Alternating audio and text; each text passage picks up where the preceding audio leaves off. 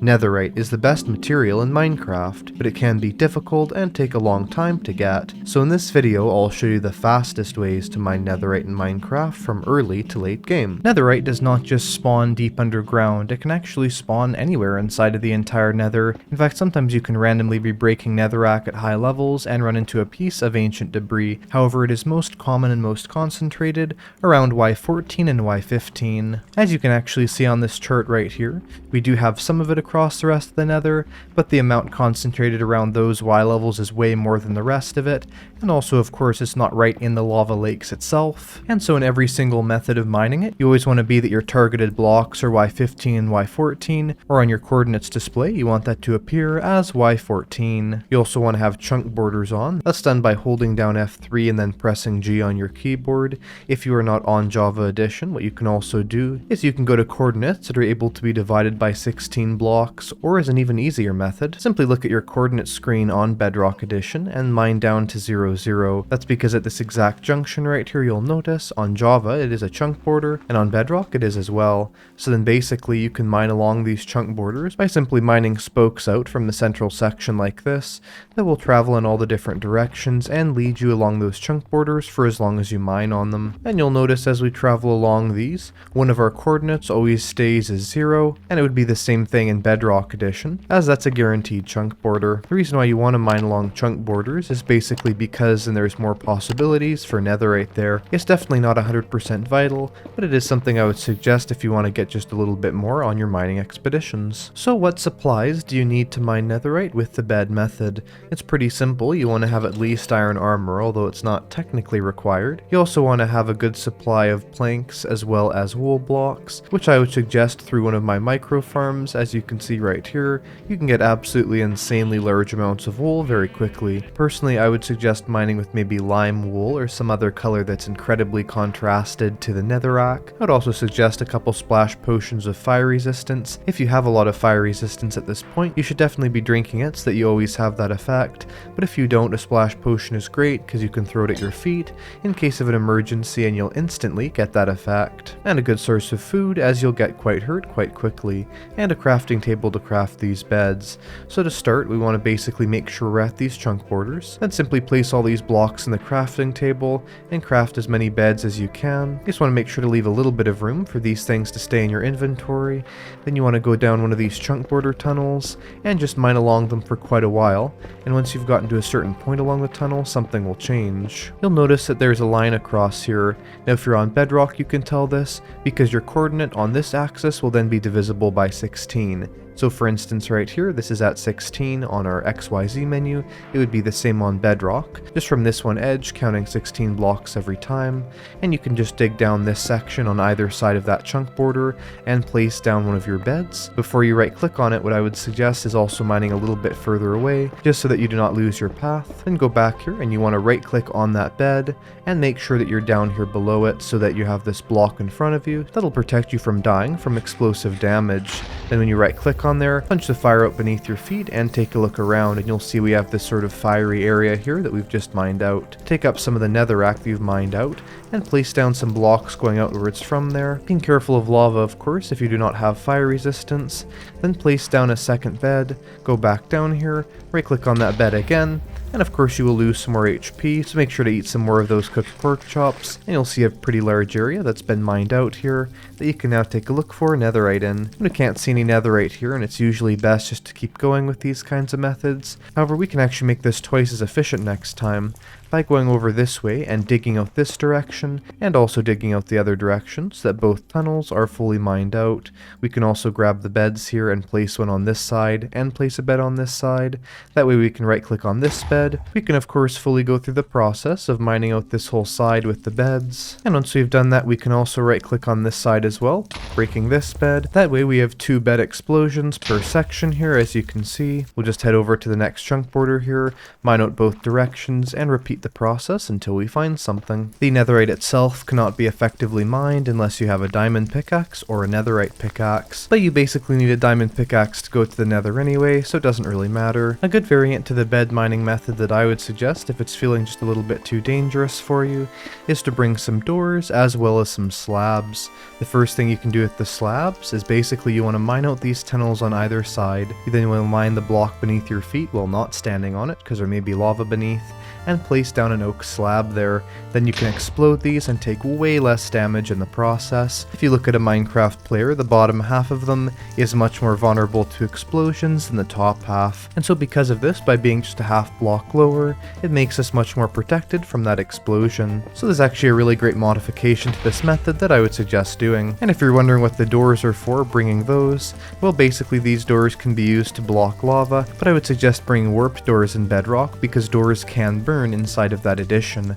However, the crimson and warped doors can't, and so if there's lava that's pouring down on you, simply look at your feet and place down a door if you don't have fire resistance, and now you're in this tiny little protected pocket away from that lava. So yeah, you always want to start out by laying a massive tunnel this way, and then making a new tunnel every 32 blocks around that chunk borders, having beds on either side, and basically you'll get yourself approximately 30 netherite per hour with that method. So this next method could basically be described as nether branch mining or strip mining. If you want to do this method successfully, you absolutely have to mine with a tool that can instantly mine netherrack.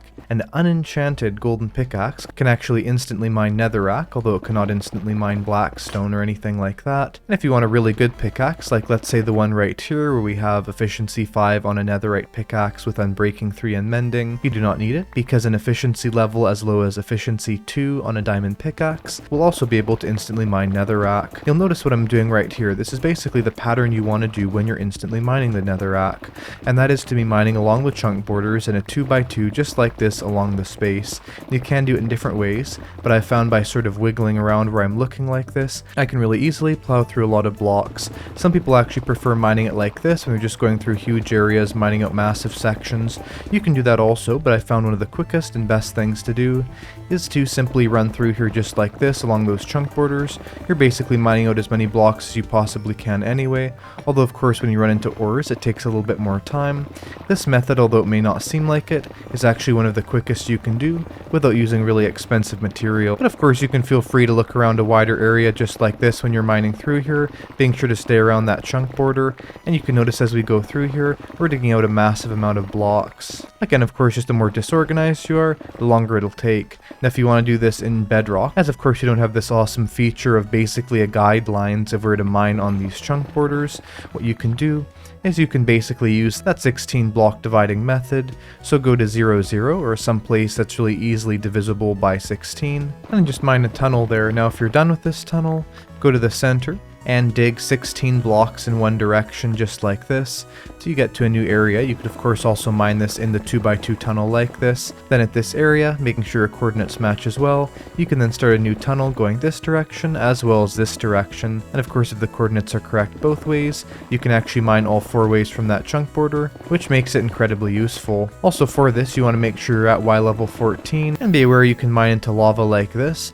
So ideally the best thing to do, so you don't have to worry, is to have a bunch of fire resistance on you. That's kind of part of the necessary supplies, because that way you can just mine straight forward like this with absolutely not a care in the world. And if you do end up running into any lava when you're mining through here, which is basically guaranteed since, you know, this is the nether of course, you absolutely do not have to worry at all, as you can literally mine right through it, or sort of just partially swim through that lava. You can always of course block it up so that when you do not have that fire resistance you're safer. It looks like we've just found a piece of ancient debris on the ground, and it's probably honestly the best idea inside of Bedrock to not waste time trying to match up coordinates unless you're already at a really good number, because so that you can sort of stay along an area like this inside of Bedrock without that guiding line. It's much easier to just mine randomly like this, sweeping through large areas, mining out every single block at these certain levels. Now something that is an issue, and you might notice this, is I do not have that diamond pickaxe on my inventory anymore. That's because it actually broke. And so obviously the question would be, what do you do so your tools don't break? Well, the best idea is to not mine like this too frequently until you have mending. Let's say on this pickaxe right here, if our durability is getting too low, simply go up to some of the blocks that you've mined already. Now let's say this is Silk Touch, have an additional pickaxe on you, put this pickaxe in the offhand, and then mine this, and because ores inside the nether, like let's say the nether quartz, have a lot of XP that they give you, it can be really easy to just mine through those, and to repair your pickaxe in no time. So more or less, mine along the chunk borders, or blocks divisible by 16, or just use huge sweeping motions. And if you're wondering in terms of efficiency, this method for me tends to get about 30 to 40 ancient debris per hour, but of course with all these methods it is very variable, considering how rare ancient debris is. This last method only requires a efficient pickaxe, flint and steel, some TNT, although if you have fire resistance it's much safer, and also elytra and fireworks makes this way quicker. So if you want to do this method, you need to have a mining desert, and with an efficiency shovel they'll mine out hundreds and hundreds of sand blocks, filling up tons of shulker boxes. As well as doing that, you're also going to need a gunpowder farm. These, although they may take about 2 hours to set up, they'll give you more gunpowder than you'll ever need, and so that will take some time. However, it's not actually that much time, as mining sand for instance is quite quick. So some people will tell you simply mine out tunnels and fill them up with TNT, but it's actually a lot more complicated than that, and depending on how you use your TNT, the efficiency of this method is made way more or way less. So for instance, some people will, let's say, space out their TNT 3 or 4 blocks apart. This is a terrible idea and will basically make this method no more efficient than just mining out a 2x2 tunnel like this. I'll show you how this works. If we have a tunnel and we fill it full of, let's say, 2 rows of TNT, and then we light this on fire and we run, so we mined out approximately 350 blocks per 2 pieces of TNT used using that method, and that gives us an average of 175 blocks mined out per piece of TNT used. Let's mine out one long tunnel again. We'll just put one long row of TNT just like this, and then we'll light that, and if we go around the lava here and take a look at the result, you'll also see a very wide area that's been mined out. Actually, the average diameter of this circular tunnel that's been mined out on this method is 16 blocks tall. That means that we're mining out 200 blocks per 1 piece of TNT being used, and so because the other method was 175 and this one is 200, it is much more efficient. So now with this method, let's place down 2 TNT, wait a block, 2 TNT, skip a block, 2 TNT, skip, 2 skip, 2 skip. We'll just light that on fire, go around the corner here so we're not exploded, and let's take a look at what this tunnel gives us. This mined out something with a radius of approximately 14 blocks tall on average, and so that gives us an average of 230 blocks being mined out per piece of TNT, which if you notice is 20 blocks more than making them be every single block. But let's try this again with them being 1 block less apart. This time we'll put a TNT every other block, so basically spacing them out like this. And in fact, even though these are only 1 block apart, you'll notice that last piece of TNT there did not explode. Now this is a tunnel whose radius is on average 12 blocks tall, and that means that we're mining out 115 blocks per 1/2 piece of TNT, or that basically gives us an average of 230 blocks mined per TNT, which is the exact same efficiency as the last method. But just to test it for sure, we'll space out this TNT 2 blocks apart. Well, you can notice here again it does take longer for it to explode.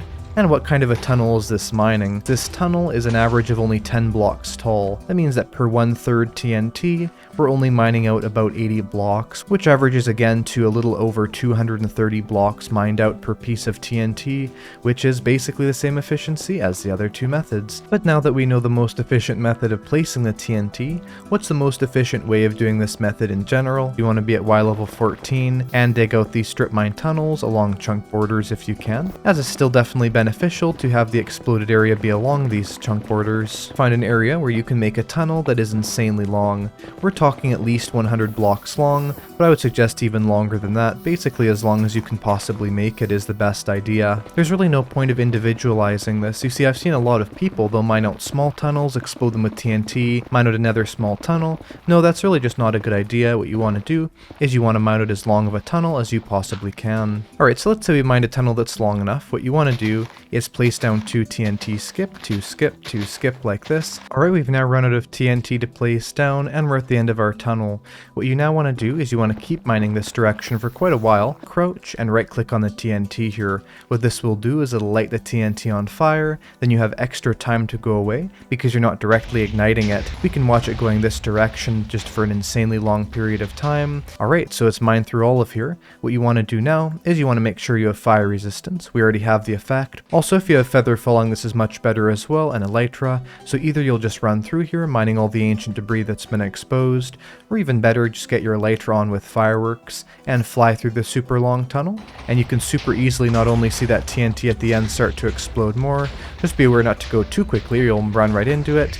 What you could do is you could kind of follow that explosion and kind of let it keep going along the tunnel here, or not, it's up to you. It's all depending on the simulation distance, how long this will go for, and go from section of debris to section of debris, mining it all out. This is an insanely quick method. So compared to the other methods where we're getting, depending on luck, approximately 20 to 40 ancient debris per hour, with this method, you're getting about 70 to 80 ancient debris per hour. So those are the three main methods explained, but there's a couple more really important pieces of info you should know if you want to mine your ancient debris the absolute fastest and get the most out of it. Although of course it's kind of obvious, you don't want to be mining netherite when you're going to mine directly into one of these big lava ravines, and of course you would tend to want to mine underneath land, not underneath a lava lake, just because there's also then less chance of that lava. What biomes should you mine in? To start off with, the absolute best biome to mine ancient debris in is the warp forest. That's because the only hostile mob that can spawn here is enderman, so it makes it really safe and you're not running into anything dangerous. The second best is the soul sand valley, because although skeletons can very rarely spawn in this biome, as well as ghasts, it's definitely not too much to deal with. And as well as that, there's sometimes the very easy to explode soul sand and soul soil blocks inside of here, so that's definitely an added benefit, is you'll technically be mining out on average a couple more blocks. Nether wastes. Now the nether wastes does have rarely piglins inside of it, but there's no major downfalls to this biome in general, just because it does tend to be a decently good place to mine. But now for the absolute no-go biomes, you never want to mine ancient debris inside of the Crimson Forest. The reason why is that hoglins and piglins will definitely spawn inside of here. In fact, especially hoglins, because they like highlight level areas, and so when you're mining through there, it is super easy to have behind you a hoglin or maybe even a piglin spawn, and both of these hostile mobs will come after you and can kill you very quickly with effective close and far range attacks. The basalt deltas, you absolutely never want to be mining ancient debris inside of this biome. The problem is that blackstone and basalt also generate underneath. What's definitely the furthest thing from nice is having to mine through only basalt and blackstone all the way deep down here. Well, you have ancient debris, but how do you turn that into netherite armor and tools? All you want to do is you want to craft a furnace or a blast furnace. And another thing I would suggest powering it with is a lava bucket, as this can smelt a huge amount of items, although technically only 50 ancient debris. You also want to craft any gold nuggets that you've mined along your journey into gold ingots, just like this. And as well as that, with 4 planks of any types like a crafting table and 2 iron ingots, you want to make a smithing table and place that down. Then grab the netherite scrap that you have, and inside of the crafting table place down 4 scrap and 4 gold ingots in a shapeless recipe. 4 gold ingots and 4 scraps give you 1 netherite ingot. You can't just craft things out of this like you would normally. What you actually want to do is go to a smithing table, put in netherite ingots, and put in a piece of diamond armor. This can be enchanted or unenchanted, it's whatever you want, and place it in here, and then you can convert it directly, costing no XP, into a netherite piece of armor, consuming 1 ingot. If you turn an unenchanted piece of diamond armor into netherite, and then you put that in the enchanting table, this will get you better enchantments than, let's say, a diamond pickaxe. None of these can burn in lava, as you can see right here, they're just sitting there. However, they do still have the item despawn timer of 5 minutes, and if they're inside of a shulker box, they will still burn inside of that if they do happen to land in lava. Anyway, those are the fastest ways of getting netherite in Minecraft. If you enjoyed this video, make sure to press the like button, subscribe to see more like it, and I'll see you in the next one. Goodbye!